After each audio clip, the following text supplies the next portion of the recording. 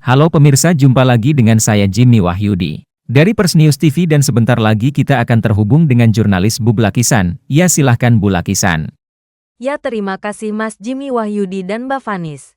Pemirsa, saya Lakisan hendak melaporkan perihal Alberto Dehanani, Direktur Crow Global Risk Advisory dan Consulting, hadir sebagai pembicara di seminar dan CEO Talk 2025 Pers News Jakarta.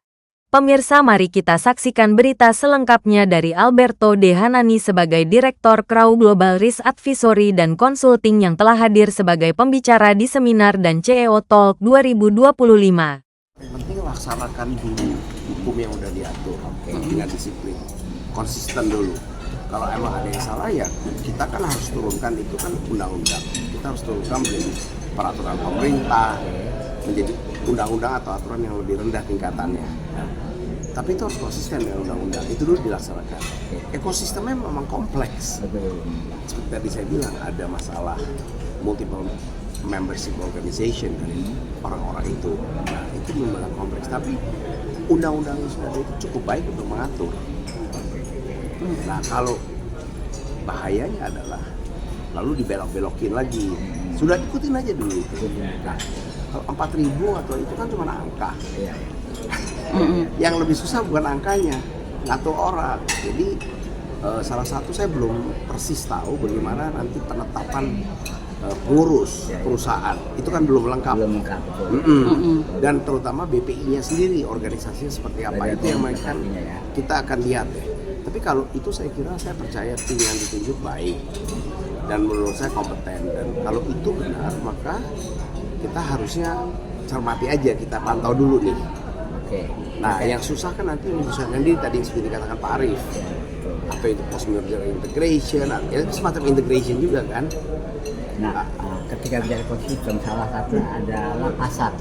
Pasar kan bagian dari ekosistem, Pak. Betul. Nah, sementara reaksi pasar ditengarai negatif dengan ditariknya beberapa dana dari Bank BUMN. Gini kan, Gimana? saya melihatnya ada dua hal. Satu, persaingan juga bisa memanfaatkan. Iya, Bang. Artinya, ya saya nggak mau sebut siapa ya. Saya kira kita nggak wise. Tapi kan, ya kan tangan yang tidak terlihat. Tangan yang tidak terlihat bisa melakukan campaign, bisa melakukan move untuk mengalahkan itu. Yang pertama itu jadi kompetitor. Yang kedua, sebetulnya ada faktor eksternal lain atau enggak, saya juga nggak tahu. Karena seluruh dunia juga lagi goyang. Hari ini Amerika melakukan apa? Mungkin yang paling tenang cuma Cina yang nggak melakukan apa-apa tapi melakukan sesuatu. Yang lain ribut semua. Jadi kita nggak tahu. Saya lihat sih, kita tunggu ya. Memang tahun ini semua turun. Dan memang tadi yang Pak Arief bilang, kelemahan kita itu sebetulnya sektor manufaktur yang kurang. Sektor industri sangat kurang.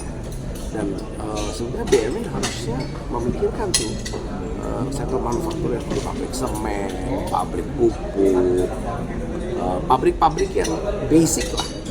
Itu kita harusnya bisa kompetitif. Harusnya bisa skala besar. Kalau pabrik baja susah lah.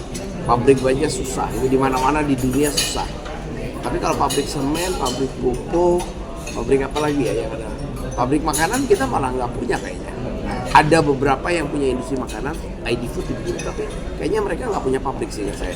Oke, terkait dengan cyber attack, Pak, mungkin elaborasi. Waduh, ya itu memang itu risiko tinggi tuh. Ya sekarang sih harus ikuti zaman ya kan.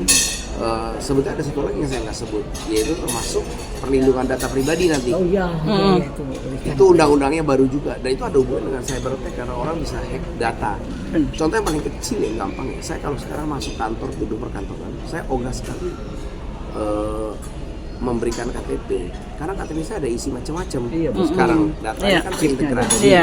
Nah, saya prefer untuk kalau bisa ya lihat, pegang ini kartu kredit juga begitu. Itu kan semua cyber kan.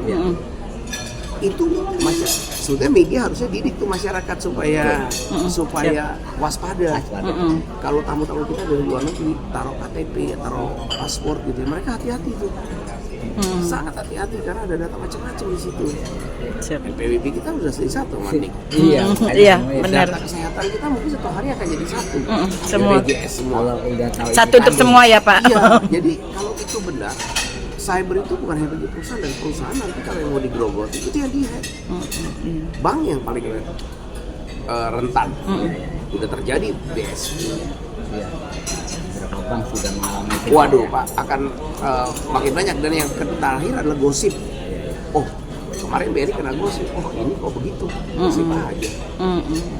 Kalau terkait modal dan korupsi, Gini, kalau modal menurut saya ya harus ditingkatkan seiring dengan kebutuhan. ini terkait dengan Ini modal apa nih? Modal dana tara tadi. Dana tara. Oh, modal dana tara. Iya. Artinya kan yang kita bahas dana tara. Iya kan harusnya sesuai dengan kebutuhan ya. Artinya kebutuhan itu misalnya gitu.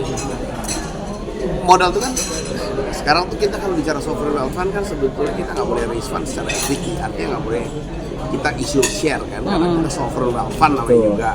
Yang kita boleh adalah IPO kan anak perusahaan kita, boleh, atau apa namanya right issue anak perusahaan kita boleh, tapi IPO kan kita punya BPI nggak boleh. Tapi raising fund dengan instrumen debt saya kira oke. Nah, kalau Bapak tanya modal, sebetulnya modal investor 10 triliun sih oke untuk mulai. Ya nggak besar, tapi juga nggak kecil-kecil amat. Artinya bisa menarik investasi asing juga ya Pak. Iya, dengan investasi asing sih tertariknya bukan karena modal. Investasi asing harusnya tertarik karena menguntungkan. Oh, pasti ya ada cuan. Iya, baik capital Dari gain maupun dari dividen. Dividen. Nah, kan itu pasti menarik. Atau kalau bond kuponnya juga baik sesuai dengan tingkat risiko.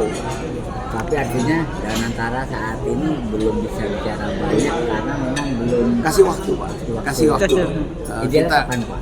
Kira-kira kita coba deh, kita lihat 100 hari ada apa kemajuan. Nanti 1 tahun, 1000 hari kita lihat. Ya, soalnya agar Indonesia gelap segala macam sedikit banyak kan Begini Pak, berinvestasi. kalau ini benar-benar profesional, saya Iya. berharap yang gagal-gagal yang sudah harusnya tutup ditutup dengan tenang juga. Nah, saya nggak bilang jangan diusut kalau memang ada korupsi. Tadi kan Bapak tanya korupsi, ya diusut, tegakkan hukum, tapi juga jangan mengada-adakan.